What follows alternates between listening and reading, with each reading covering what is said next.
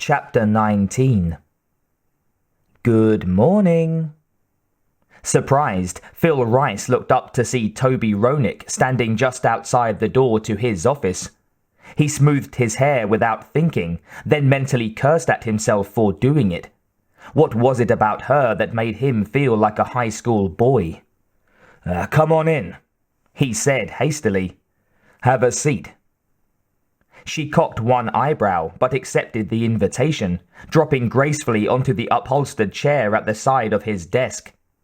Behind her, the door drilled closed, effectively cutting off the sounds and traffic from the hallway.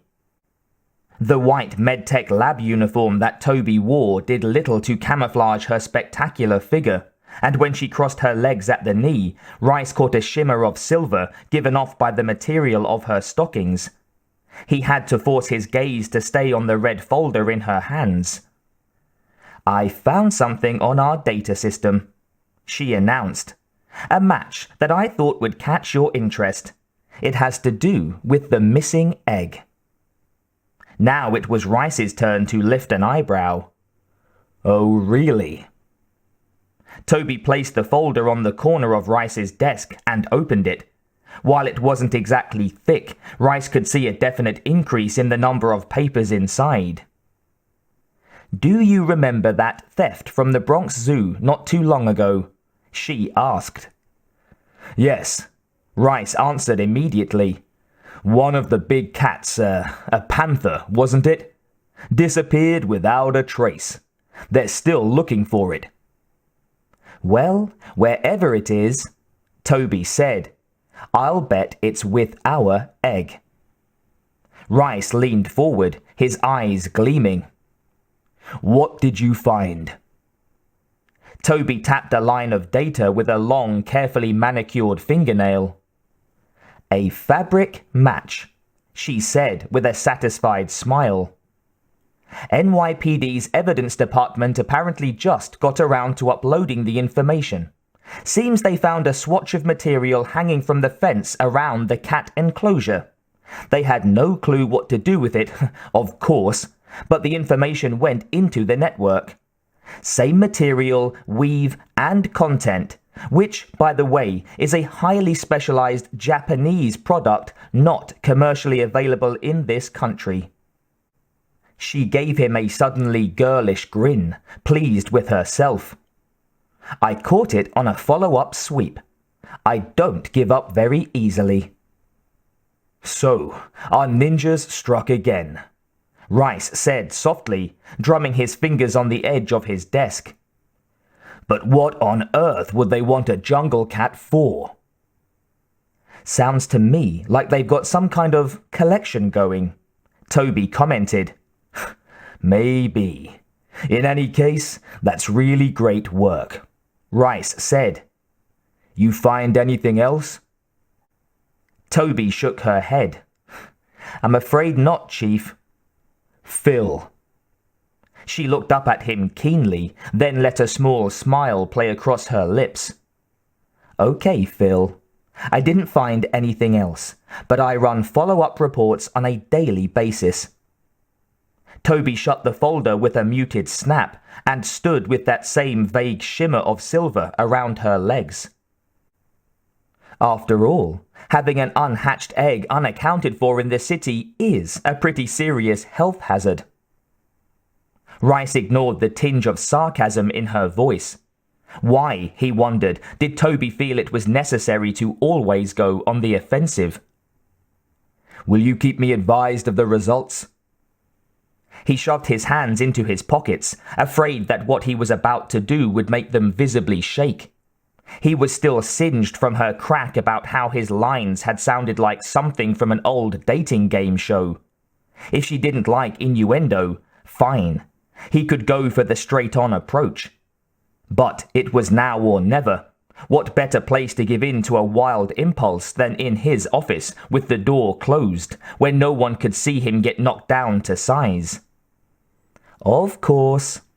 She turned to go. Would you like to go out for dinner sometime? He blurted.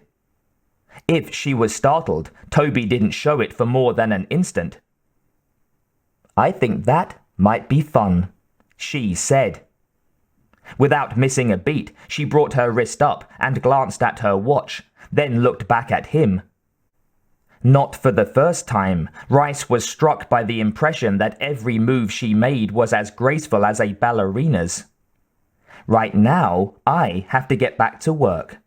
Call me and we'll pick a day. After she was gone, Rice sank onto his chair and tried to decide if he'd just snagged the biggest prize this side of Central Park, or was just plain out of his mind.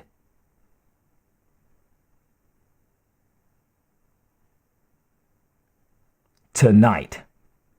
Rice said the word so softly that Eddie McGarity almost didn't hear him. What did you say, Chief?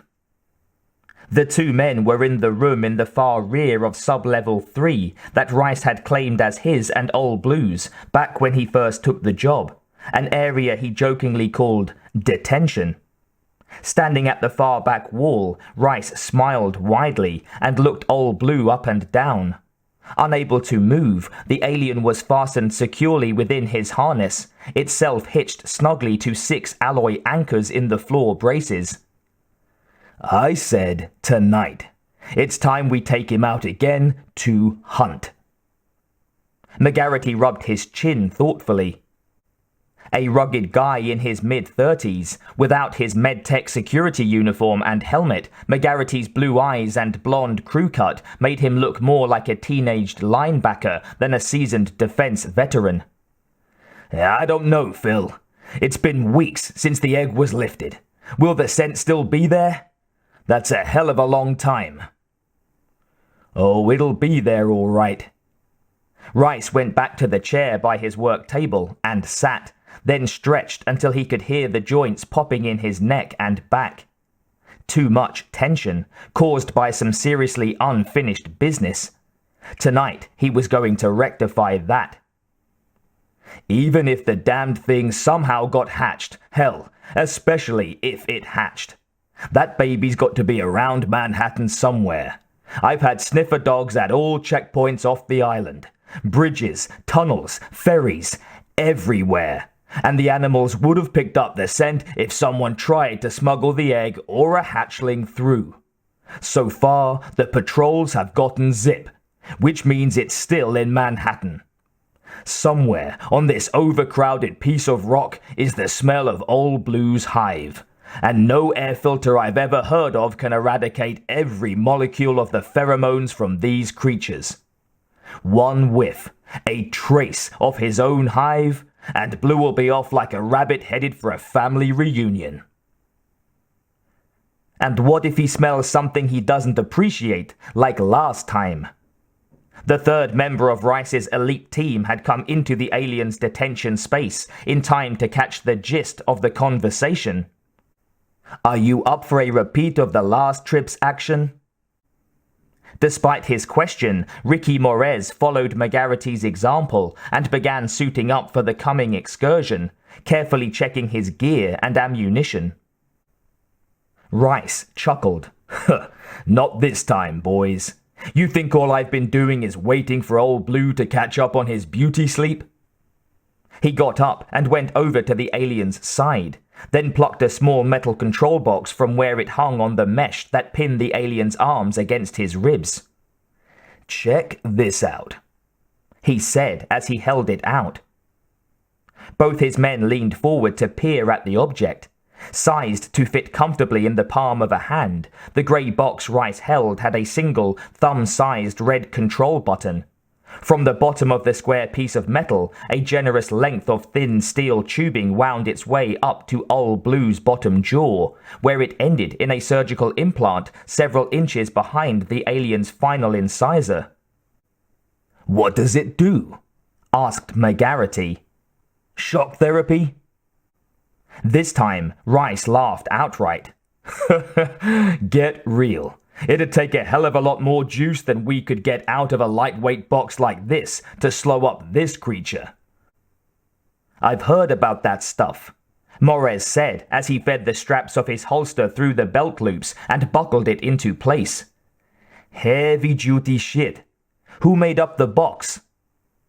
My latest project, Rice said smugly. His thumb skimmed teasingly along the surface of the brightly colored plastic button, and he gave Old Blue an appraising scan. A slight touch, and our little baby gets sleepy. Another one and... wham! The miracle of air-powered intravenous injection. This baby's filled with sergilin. I thought sergilin was an anesthetic for humans. McGarity slipped his helmet on and fastened the chin strap. Gone was the boyish blonde haircut. Now only his eyes showed in his chiseled face, blue and hard beneath the shining white headgear with a blazing red MT across the left front. Has it been tested? It was originally developed for humans, but medical engineering did some custom redesigning specifically for our purposes. At my request, they came up with a chemical modification to keep it from breaking down in an acid-based bloodstream, a super condenser to triple the dosage strength, and an accelerator to jumpstart the process, all in a handy box the size of a vidscreen remote control. When we're ready to go, I'll attach it to my guide pole just above the hand grip. Rice glanced up at the alien's eyeless head. You might have a different biological makeup, but we could still knock your ass out cold, couldn't we, Blue? Let's hope we don't have to go down that route. He hung the box carefully back on the mesh, and Old Blue quivered, as if he could sense the drug and what it might do. Rice grinned. Don't get nervous, old boy. We plan on keeping your ugly ass awake, at least until we find the bastards who stole our egg. I'm ready, Morez announced. By the way, did you see the inter-office memo about Sumner? Yeah, I read it. Who's Sumner? McGarity asked. Someone I should know? Rice snickered as Morez rolled his eyes. Only the guy who signs your payslips, you ignorant jackass. He's missing. No one's seen him for 2 weeks. McGarity shrugged. Maybe he's decided to take a vacation. A couple of weeks is nothing. I knew this guy once who... Sure, Morez scoffed.